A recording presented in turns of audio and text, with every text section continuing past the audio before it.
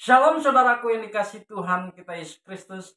Salam sejahtera bagi kita semuanya. Jumpa lagi di channel YouTube Yohanes Sedianus. Senang sekali bisa jumpa lagi dengan saudara-saudaraku sekalian. Saudara yang dikasih Tuhan, pada kesempatan ini kembali lagi kita mau mendengarkan satu bagian firman Tuhan. Mari kita luangkan waktu sejenak untuk mendengarkan sebagian dari firman Tuhan. Sebab kita tahu bahwa firman Tuhan adalah pelita bagi kaki kita dan terang bagi jalan kita. Amin saudara-saudara.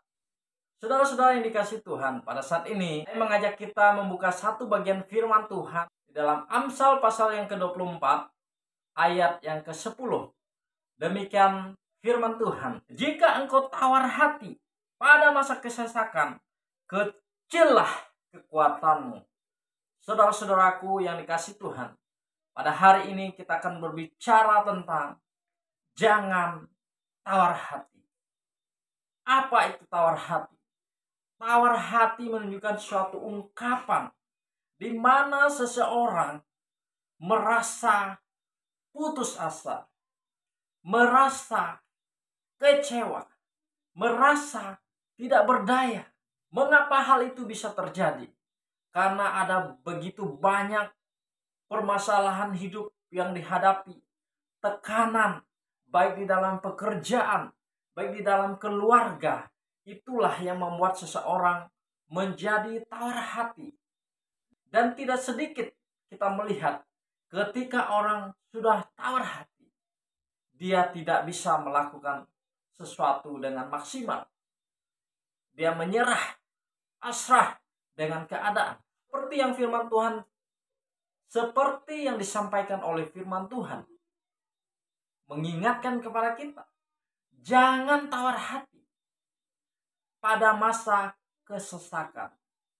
Masa kesesakan itu menunjukkan masa di mana seseorang berada di dalam keadaan sulit, berada di dalam keadaan tekanan masalah, berada di dalam keadaan yang tidak stabil, di mana orang mungkin karena sakit penyakit, karena kehilangan pekerjaan, yang akhirnya bisa mengakibatkan seseorang tidak dapat menyelesaikan masalah tersebut.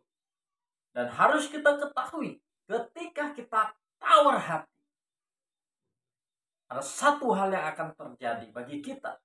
Firman Tuhan mengingatkan kepada kita, kecillah kekuatanmu.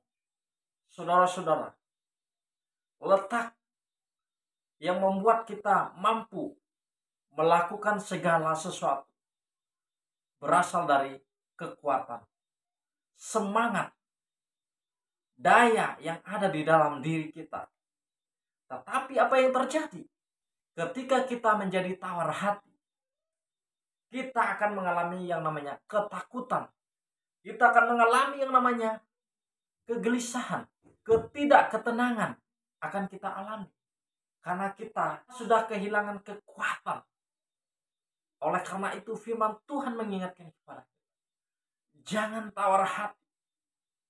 Seberat apapun masalah yang kita hadapi, yang saudara-saudaraku alami, ingat, masih ada Tuhan. Ketika engkau mengalami masalah yang begitu berat, datanglah pada Yesus. Dia akan memberikan kekuatan kepada engkau, kepada kita, supaya kita mampu menghadapi masalah yang berat di dalam kehidupan kita. Tanpa Tuhan kita tidak bisa berbuat apa. Kemampuan kita terbatas untuk menyelesaikan segala masalah. Tetapi bersama Tuhan kita dapat melewati segala masalah. Itulah renungan firman Tuhan kepada kita. Tuhan mengingatkan kepada kita, jangan tawar hati pada masa kesesakan, dalam keadaan susah, dalam keadaan sulit. Karena ketika kita tawar hati, kecillah kekuatan kita.